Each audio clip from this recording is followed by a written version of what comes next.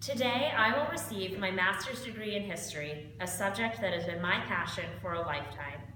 However, I was not always sure that this is where my life would go. Initially, I sought a master's degree through a different program here at Eastern. I was pursuing a life other people told me I should, instead of following my own desires. During this time of questioning, I felt as if I was separated from the rest of the world through a glass wall. I began to separate myself from my classmates, my friends, and my family, claiming that I was too busy with schoolwork to see them. All the while, my grades actually fell, my family suffered, my relationships suffered, and I fell into the deep, lonely pit of clinical depression.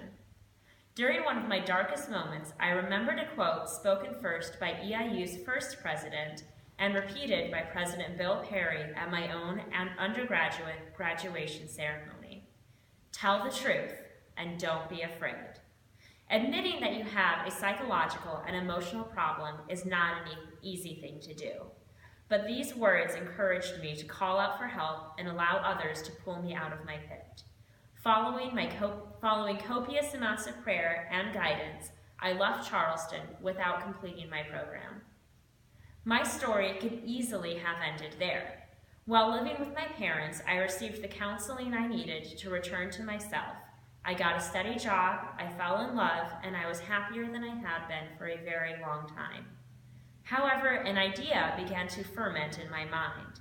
I knew that I was not done with Eastern, and the university had more to teach me. Dr. Worley, then the head of the history graduate program, got in contact with me, and we discussed my return to the history program.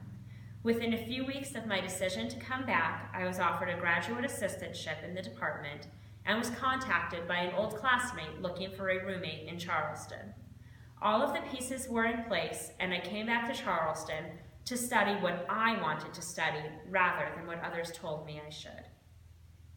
Classes began great. I was intellectually stimulated and more than a little confused by some classes. I'm looking at you, historiography. I was climbing up a mountain, enjoying the fresh air and vigorous work when an avalanche struck. I was pushed down by a health problem that left me bedridden for weeks and would ultimately take 6 months of healing time. Rather than tell me to take a break from my classes and finish my degree later, my professors worked with me to finish my courses on schedule. I was able to keep my position as a graduate student. When I was taken to the hospital for this condition, I was worried that my history degree would be another incomplete project, but through the encouragement and support of my professors, I pushed on and never looked back. I simply do not have the time to recount how much this program and university has taught me. I've met numerous students through my assistantship going through their own trials and have been able to encourage them. A small leaf on a placid lake does not see the extent of the ripples it causes.